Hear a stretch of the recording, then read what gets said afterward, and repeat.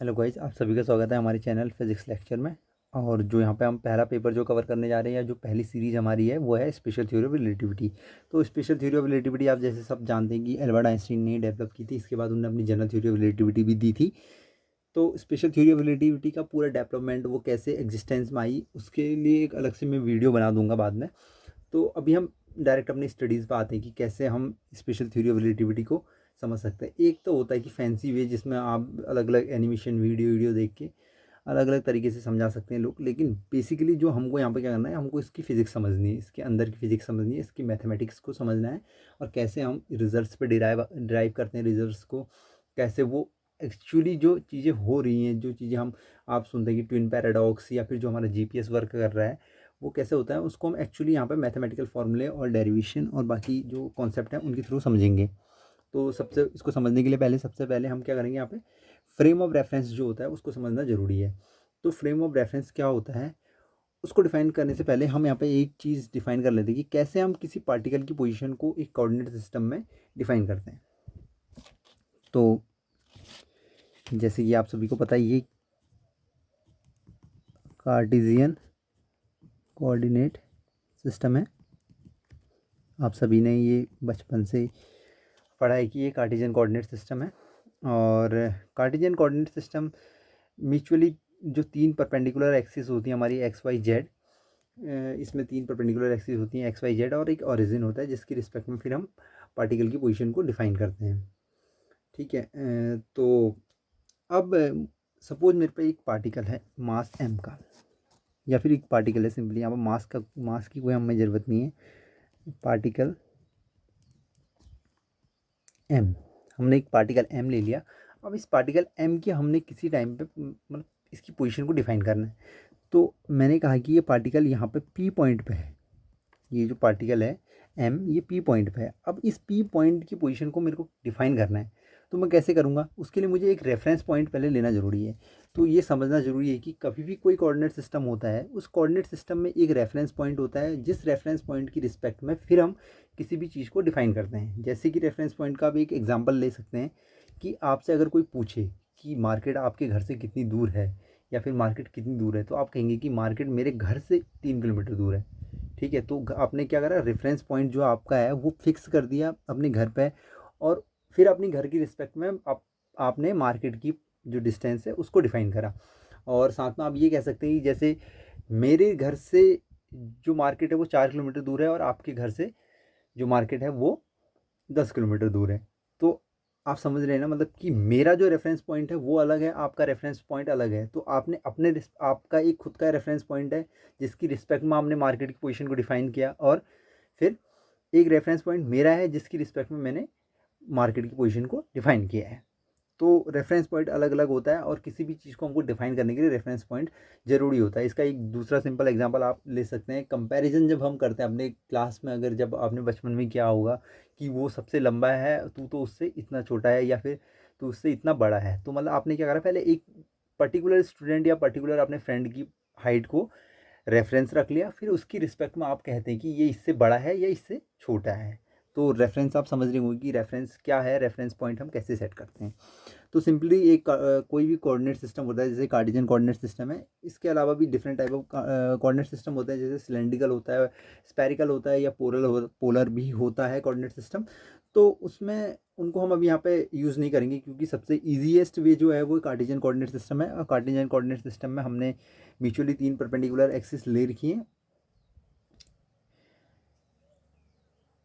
और इसमें जो सबसे पहले यहाँ पे जो हमारा हमने म्यूचुअली तीन परपेंडिकुलर एक्सिस ले रखी हैं, और यहाँ पे हमने क्या करा, एक ओरिजिन ओ सेट कर दिया है। ठीक है। ओरिजिन हमने जो रेफरेंस पॉइंट हमारा ओ है, अब इस ओ की रिस्पेक्ट में पी की पोजीशन को देखूंगा। पी की पोजीशन को मैं कैसे देखूंगा, मैं देखूंगा कि ये पी एक्स डायरेक्शन में कितनी दूर है, वाई डायरेक्शन में कितनी दूर है, और जेड डायरेक्शन में कितनी दूर है। जैसे कि सिंपली अगर आप सपोज आप ये मान के चलिए कि आपका कमरा है, रूम है। जस्ट एग्जांपल के लिए मैं दिखा रहा हूँ आपको। आपका रूम एक क्यूबॉइड शेप का होगा। मैक्सिमम जो मोस्ट कॉमन रूम होते हैं वो क्यूबॉइड शेप के ही होते हैं। होपफुली आपके इसमें कोई,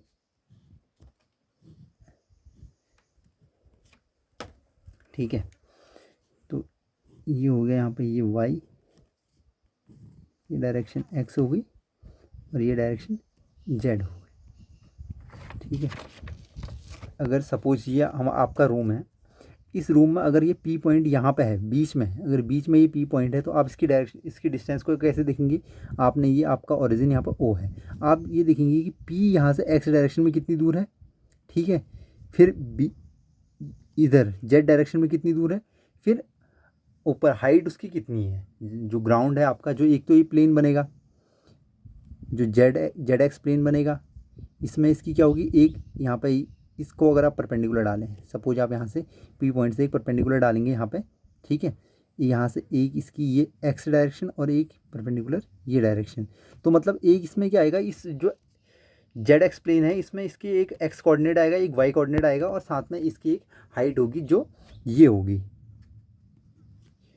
ठीक है, तो हम यहाँ पे इसके X Y Z 3 coordinate define कर देंगे। ये बेसिकली सभी को पता होगा कि एक्स वाई जेड हम कैसे देखते हैं, फिर भी आप इसको एक बार समझ लीजिएगा या फिर इसको एक बार दोबारा रिवाइज़ कर लीजिएगा, खुद से आप एक बार देख लीजिएगा, या फिर जो मैंने बताया उसको आप देख सकते हैं कि कैसे हम जो पोजीशन होता है उसको डिफ़ाइन कर सकते हैं। ठीक है, अब मैंने क्या कर दिया, अब मैंने पोजीशन को मैंने एक कोऑर्डिनेट सिस्टम में डिफ़ाइन करना आपको बता दिया कि कैसे पोजीशन को डिफ़ाइन करते हैं। तो पोजीशन को अगर आपने डिफ़ाइन कर लिया तो उसके बाद जो दूसरा नेक्स्ट स्टेप आता है कि रेफरेंस फ्रेम क्या होता है। अगर हमारे पास पोजीशन आपने डिफ़ाइन करना ही कोऑर्डिनेट सिस्टम में सीख लिया है तो अब हम क्या करेंगे, अब हम करेंगे reference, frame of reference.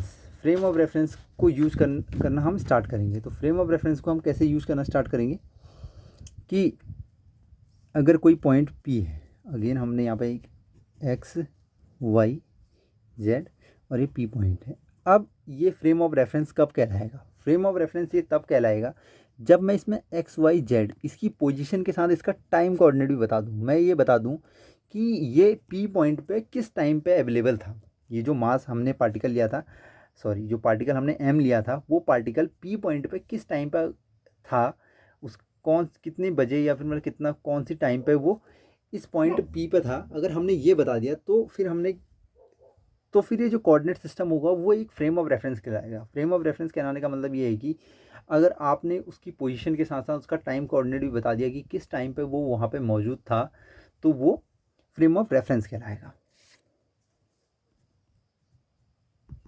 Frame of reference, तो फ्रेम ऑफ रेफरेंस क्या होता है, फ्रेम ऑफ रेफरेंस होता है अगर आप उसकी space coordinates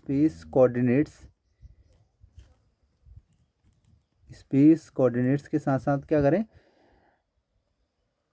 and time coordinates, उसकी स्पेस कोऑर्डिनेट्स के साथ साथ उसके टाइम कोऑर्डिनेट को भी डिफाइन कर दें, तो वो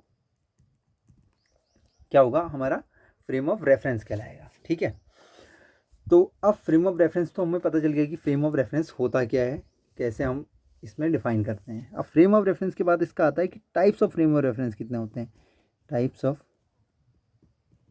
फ्रेम ऑफ रेफरेंस। तो types of frame of reference में क्या होगा,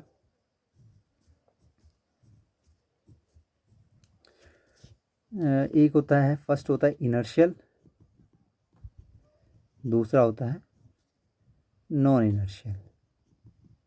ठीक है, तो इनर्शियल और नॉन इनर्शियल 2 टाइप के फ्रेम ऑफ रेफरेंस होते हैं। अब इसको पढ़ने से पहले हम क्या करेंगे, एक चीज़ समझ लेते हैं कि न्यूटन्स का फर्स्ट लॉ ऑफ मोशन क्या था। Newton's first law of motion, first law of motion, sorry writing मेरी थोड़ी ख़राब है तो आप बस मैनेज कर लीजिएगा।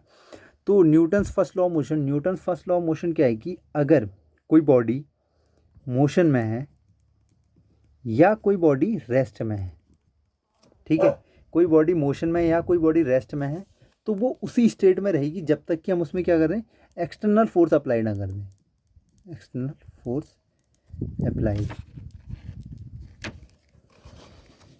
मतलब कहने का मतलब है कि जो न्यूटन्स का फर्स्ट लॉ है वो ये कहता है कि कोई भी बॉडी अपने स्टेट ऑफ मोशन में रहेगी या स्टेट ऑफ रेस्ट में रहेगी तब तक जब तक कि हम उसमें एक्सटर्नल फोर्स अप्लाई ना कर दें। माफ़ कीजिएगा, थोड़ा हवा चल रही है। तो इसमें जो हमारा फोर्स है, न्यूटन्स का जो फर्स्ट लॉ है वो यही कहता है कि कोई बॉडी मोशन में रहेगी या रेस्ट में रहेगी कब तक, जब तक कि हम उसमें एक्सटर्नल फोर्स अप्लाई ना कर दें। ठीक है, तो अब यहाँ पे इनर्शियल और नॉन इनर्शियल कैसे होगा, इसको डिफाइन करने के लिए हमने एक सिंपल सा एक तरीका हमारे पास है। वो क्या है, फर्स्ट यहाँ पे हम क्या करेंगे, पहली चीज़ हम क्या करेंगे, यहाँ पे इनर्शियल फ्रेम को डिफाइन करेंगे। इनर्शियल फ्रेम, ठीक है। इनर्शियल फ्रेम क्या होता है,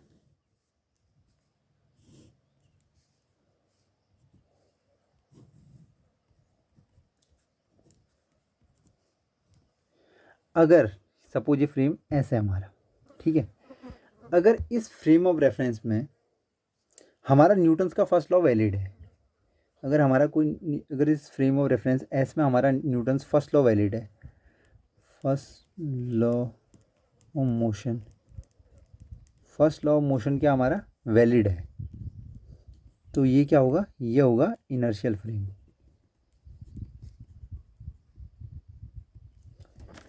सेकंड, नॉन इनर्शियल फ्रेम क्या होते हैं,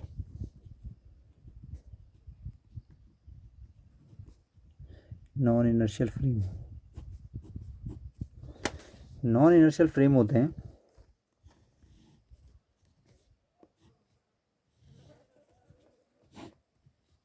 एक्स वाई, इसको हमने एस डैश से डिफाइन किया है, ठीक है।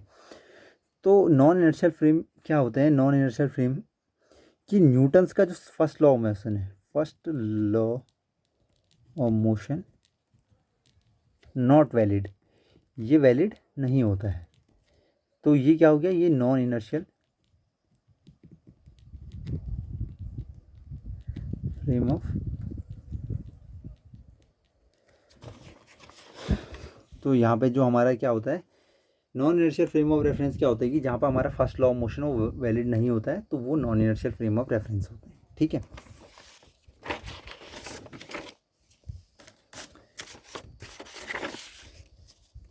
अब जो यहाँ पे हम डिफाइन करेंगे कि कैसे हम किसी चीज़ को इनर्शियल नॉन इनर्शियल कैसे कह सकते हैं। ये तो हमने एक पीछे एक कंडीशन बताई थी कि न्यूटन्स का फर्स्ट लॉ वैलिड होगा या नहीं होगा, उसके बेसिस पर हमने इनर्शियल और नॉन इनर्शियल बताया था। लेकिन अब हम पे एक ऐसी सिचुएशन है जिसमें हम ये कह रहे हैं कि हाँ, हमारे पास एक फ्रेम ऑफ रेफरेंस है जिसे हमने एक्सपेरिमेंट के थ्रू पता कर दिया कि वो इनर्शियल फ्रेम ऑफ रेफरेंस है। अब हमारे पास दो मूविंग फ्रेम ऑफ रेफरेंस हैं, दो मूविंग फ्रेम ऑफ रेफरेंस हैं, तो हम कैसे बताएं कि कौन सा इनर्शियल है कौन सा नॉन इनर्शियल है, ठीक है।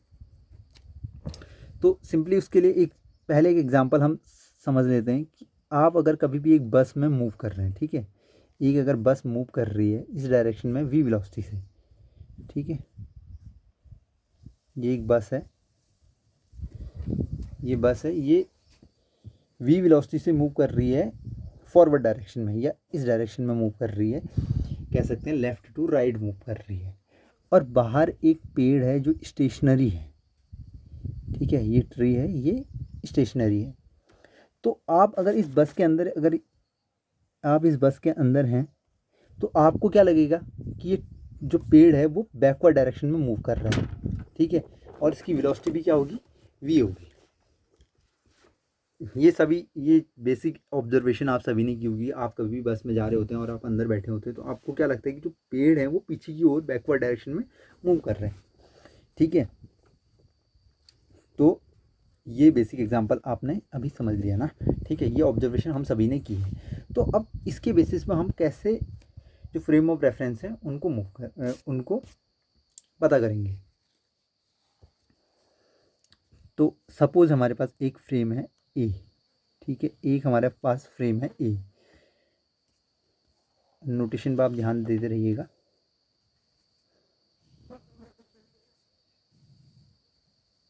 एक्स वाई और जेड, ठीक है, ये हमारा फ्रेम है ए, और हमने ये एक्सपेरिमेंट के थ्रू न्यूटन्स का फर्स्ट लॉ इसमें वैलिड है, हमने ये एक्सपेरिमेंट के थ्रू पता कर लिया है, ठीक है, हमने एक्सपेरिमेंट के थ्रू ही पता कर लिया कि ये हमारा रेस्ट पे है और ये फ्रेम इनर्शियल है। ये क्या है, फ्रेम इनर्शियल है और दूसरा क्या है, ये रेस्ट पे है। दो चीज़ें हमने यहाँ पे पता करी। क्या पता करी, एक तो पहली तो क्या करी कि ये इनर्शियल है, दूसरा क्या कि ये फ्रेम जो है रेस्ट पे है, ये मोशन नहीं कर रहा है। अब हमारे पास एक फ्रेम है बी, ठीक है, हमारे पास एक फ्रेम क्या है, बी है,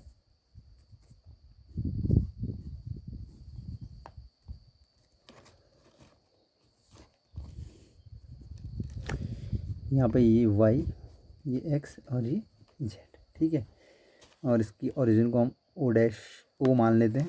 जो हमारा ये फ्रेम ए था, इसकी ओरिजिन को हमने ओ मान लिया, इसको हमने एक्स डैश, जेड डैश और वाई डैश से डिनोट कर लिया, ठीक है। इसकी नोटेशन क्या है, इसके एक्स वाई जेड है और ओ इसका ओरिजिन हो गया। इसकी जो बी फ्रेम है हमारे, इसकी जो नोटेशन क्या है, एक्स डैश, वाई डैश और जेड डैश इसकी एक्सिस हो गई और इसका ओरिजिन क्या हो गया, ओ डैश हो गया, ठीक है। अब लेकिन इस जो बी फ्रेम है वो हमारा क्या कर रहा है कि वी वेलोसिटी से मूव कर रहा है, ठीक है। इस डायरेक्शन में लेफ्ट टू राइट मूव कर रहा है वी वेलोसिटी से। तो क्या ये फ्रेम इनर्शियल होगा, नॉन इनर्शियल होगा, इसको हम पता करने के लिए इसको हम कैसे पता करेंगे, ठीक है। इसको हमने समझना ज़रूरी है। तो अब क्या देखेंगे हम क्या देखेंगे कि सपोज, इस चीज़ को ध्यान से समझना, ठीक है। सपोज कोई पार्टिकल इस पॉइंट पे है, ए फ्रेम में रेस्ट पे है, ए फ्रेम में क्या है, रेस्ट पे है। यहाँ पे कोई पार्टिकल है और ये पी पोजीशन है इसकी, एक्स वाई जेड इसके कोऑर्डिनेट है, ठीक है। कोई पार्टिकल पी पॉइंट पे है, एक्स वाई जेड उसके कोऑर्डिनेट हैं और ये रेस्ट पे है, ठीक है। एक बार हम लिख लेते हैं, अब पार्टिकल एम से डिनोट कर लेते हैं, particle M at point P, जिसके कोऑर्डिनेट क्या है, एक्स वाई जेड। कौन से फ्रेम में, ए फ्रेम में, at point P in frame A is at rest, ठीक है। हमारे पास ये इनपुट जो हमारी इन्फॉर्मेशन है, इन्फॉर्मेशन हमारी क्या है, इन्फॉर्मेशन हमारी क्या है कि एक पार्टिकल है, वो एक पार्टिकल एम है, वो पॉइंट पी पे है यहाँ पे, और कौन से फ्रेम में, ए फ्रेम में और रेस्ट पे है, ठीक है। इतनी हमारे पास इन्फॉर्मेशन है। तो ये ए फ्रेम में तो रेस्ट पे है, लेकिन अगर आप क्या करेंगे,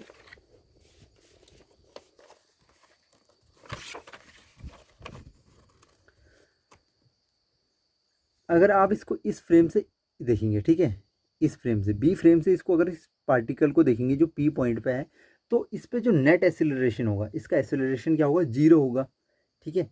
क्योंकि क्या होगा, अब देखो रिलेटिव वेलोसिटी जो होगी, रिलेटिव वेलोसिटी ये इधर को मूव कर रहा है तो आपको क्या लगेगा, ये इधर को मूव कर रहा है, ये तो आपको लगेगा। लेकिन जो इस पर इसका जो इस पर जो नेट, इसकी जो नेट एक्सेलरेशन होगा, ठीक है, सॉरी, जो बी फ्रेम से आप इस पार्टिकल पी को देखेंगे, इसका जो नेट एक्सेलरेशन होगा वो जीरो होगा। कैसे, जो सिंपल एग्जांपल बस का था, बस में क्या होगा कि आप आगे को मूव कर रहे हैं वी वेलोसिटी से, ठीक है। ये पेड़ आपको क्या लग रहा है, वी वेलोसिटी से पीछे को मूव कर रहा है, लेकिन पेड़ एक्चुअली है तो रेस्ट पे ही है ना, लेकिन आपको लग रहा है वी वेलोसिटी से वो पीछे को मूव कर रहा है। तो सिंपल केस यहाँ पे भी है कि जो यहाँ पे पार्टिकल है पी पॉइंट पे, वो रेस्ट पे है, लेकिन आपको इस फ्रेम से वो क्या लगेगा, पीछे को मूव करते हुए लगेगा, लेकिन इसका जो नेट एक्सेलरेशन होगा वो जीरो ही होगा, मतलब ये होगा एक्चुअली रेस्ट पे ही।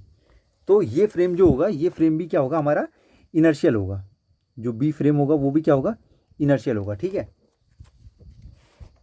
बी फ्रेम जो होगा हमारा इनर्शियल हो गया। तो आप समझ गए ना कि अगर कोई पार्टिकल, अगर ए फ्रेम जो हमारा ए है, इनर्शियल फ्रेम है, इसमें वो रेस्ट पे है, और कोई बी फ्रेम है जो वी वेलोसिटी से, कांस्टेंट वी वेलोसिटी से, सॉरी एक चीज़ में मेंशन करना भूल गया कि यहाँ पे कांस्टेंट वी वेलोसिटी है, ठीक है। ये कांस्टेंट वी वेलोसिटी से अगर कोई बी फ्रेम हमारा मूव कर रहा है, ठीक है, जैसे कि ये बी फ्रेम, बी क्या है, बी कांस्टेंट वी वेलोसिटी से मूव कर रहा है, तो अगर आप इस बी फ्रेम से इस पार्टिकल को देखेंगे जो कि पी पे सिचुएटेड है और रेस्ट पे है ए फ्रेम में, उसको देखेंगे तो यहाँ से भी वो एक्चुअली रेस्ट पे ही मिलेगा। जैसे कि सिंपल हमारा जो बस का एग्जांपल है वो आपने देख लिया है, ठीक है। तो सिंपली यहाँ पे ये चीज़ प्रूव होगी कि ये जो बी वाला जो फ्रेम है वो भी इनर्शियल हो गया। इनर्शियल क्यों हो गया, क्योंकि यहाँ पे जो नेट एक्सेलरेशन है वो जीरो हो गया, और जो न्यूटन्स का लॉ है वो वैलिड हो गया है कि कोई फोर्स नहीं है तो कोई एक्सेलरेशन भी नहीं है, ठीक है। न्यूटन्स का लॉ यही तो कहता है ना कि जब तक हम उसमें एक्सटर्नल फोर्स अप्लाई नहीं करेंगे तब तक उसका स्टेट ऑफ मोशन चेंज नहीं होगा। तो ये रेस्ट पे था, तो ये रेस्ट पे ही है दोनों फ्रेम में, इस फ्रेम में भी, इस फ्रेम में, दोनों फ्रेम में ये रेस्ट पे ही है। तो ये दोनों फ्रेम क्या हो गए हमारे, इनर्शियल हो गए हैं, ठीक है। अब जो अगला जो है हमारा नॉन इनर्शियल फ्रेम। तो आपने हमने अभी क्या देख लिया कि जो हमारा फ्रेम ए था,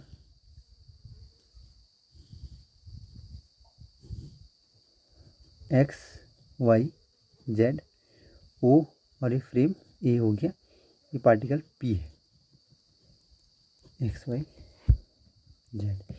ठीक है। अब दूसरा फ्रेम जो हमारा यहाँ पे क्या है, X double dash Y double dash Z double dash, इसका ओरिजिन हो गया ओ डबल डैश, ठीक है। और इस फ्रेम को हम नाम दे देते हैं सी, ठीक है।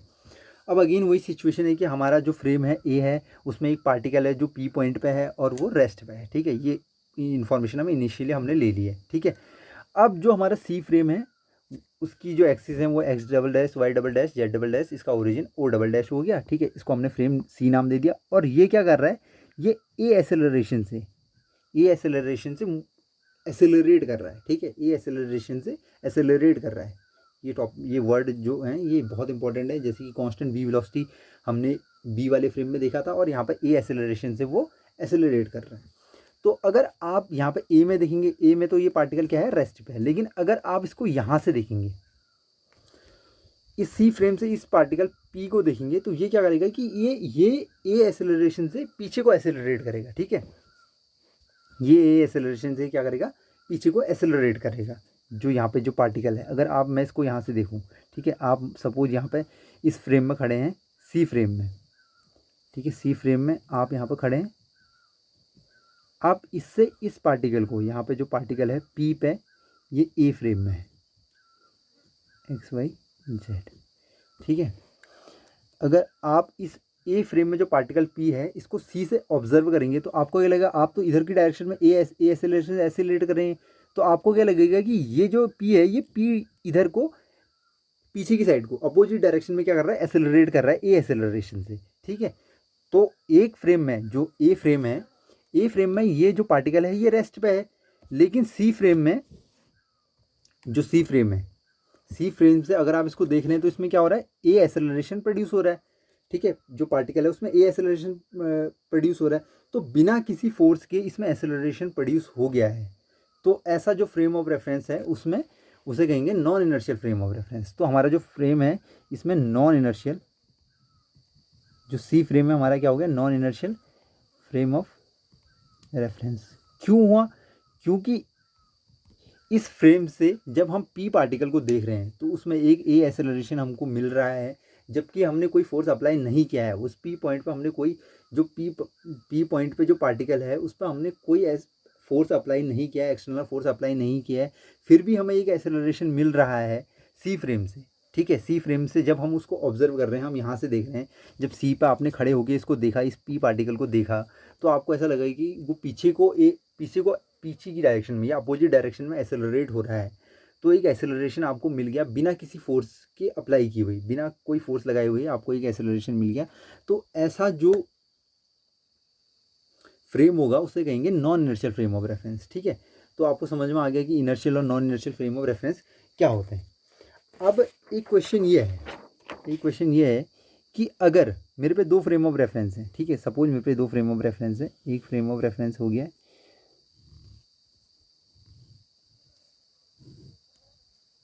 ये मैंने इसको नाम दे दिया फर्स्ट, ठीक है। एक्स वाई जेड इसकी होगी 0, ये एसेलरेट कर रहा है ए एसेलरेशन से फॉरवर्ड डायरेक्शन में, ठीक है।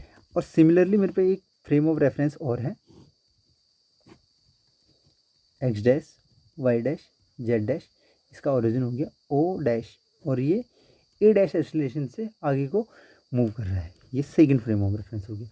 तो क्या ये फ्रेम ऑफ रेफरेंस इनर्शियल होंगे, नॉन इनर्शियल होंगे एक दूसरे की रिस्पेक्ट में, ठीक है। तो देखने के लिए हमने वही तरीका यूज़ करना है। कौन सा तरीका यूज़ करना है कि सॉरी, ये भी सेम एसेलरेशन से मूव कर रहा है, ठीक है। अगर इस सेम एसेलरेशन से मूव कर रहे हैं तो क्या ये एक दूसरे की रिस्पेक्ट में इनर्शियल होंगे या नॉन इनर्शियल होंगे, हमने ये देखना है। तो ये क्वेश्चन एक्चुअली गलत है, क्योंकि हम कभी भी इनर्शियल या नॉन इनर्शियल किसकी रिस्पेक्ट में देखते हैं, एक इनर्शियल फ्रेम की रिस्पेक्ट में देखते हैं, ठीक है। तो मतलब सिंपल से किसी भी फ्रेम को इनर्शियल और नॉन इनर्शियल बताने का एक सिंपल तरीका क्या है कि एक पार्टिकल जो रेस्ट पे है आप उसको ऑब्जर्व करो। अगर उसको ऑब्जर्व करने में, जिस फ्रेम से आप उसको ऑब्जर्व कर रहे हो, उस फ्रेम से ऑब्जर्व करने में उस पार्टिकल में आपको एक एसेलरेशन मिलता है, तो वो non inertial frame of reference होता है। और अगर उसमें कोई एसेलरेशन आपको नहीं मिलता है तो वो इनर्शियल फ्रेम ऑफ रेफरेंस होता है। तो सिंपल कंडीशन क्या है यहाँ पर, कंडीशन एक बार मैं लिख लेता हूँ कि अगर इनर्शियल और नॉन इनर्शियल कैसे पता करना है, उसके लिए क्या है कि एक फर्स्ट आपने क्या लेना है, एक पार्टिकल लो, अब पार्टिकल एट रेस्ट लो, ठीक है, particle at rest low. Second क्या है कि उसको आप ऑब्जर्व करो, observe it from the frame of reference of interest. Of interest का मतलब ये है कि जिस फ्रेम ऑफ रेफरेंस के बारे में आप जानना चाहते हो उस फ्रेम ऑफ रेफरेंस से उसको ऑब्जर्व करो। तीसरी चीज़ क्या है कि अगर if you get a acceleration, ठीक है, अगर आपको उस पार्टिकल में एक एक्सेलरेशन मिलता है तो वो आपको तो वो फ्रेम ऑफ रेफरेंस कैसा हो गया, non inertial frame, non inertial frame हो गया, ठीक है। चौथा, अगर इफ़ नो एक्सेलरेशन, कोई एक्सेलरेशन नहीं है तो वो कैसा होगा, इनर्शियल फ्रेम ऑफ रेफरेंस होगा।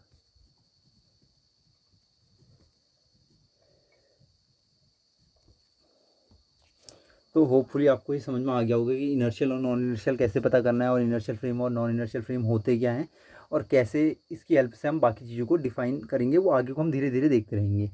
तो तब तक के लिए थैंक यू, और अगला लेक्चर मैं जल्दी अपलोड कर दूंगा।